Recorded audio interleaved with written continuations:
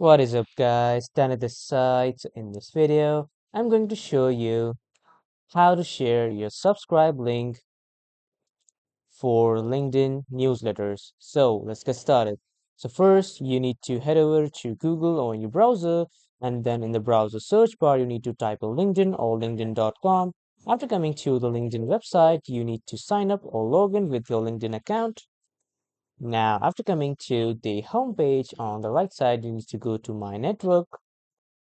After that, head over to your newsletters section, and from these newsletters, you will see your recent newsletter. And when you hover to this, on the right side, you will see three dots. Click on that, and then you will see the link to share or to subscribe.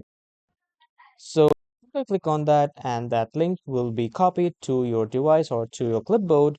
And after that, you can just paste it anywhere you want, like on your WhatsApp groups or to your members only groups. Wherever you want to paste, you can paste it. And this is how you can do it. That was all for this video, everyone. Thank you for watching.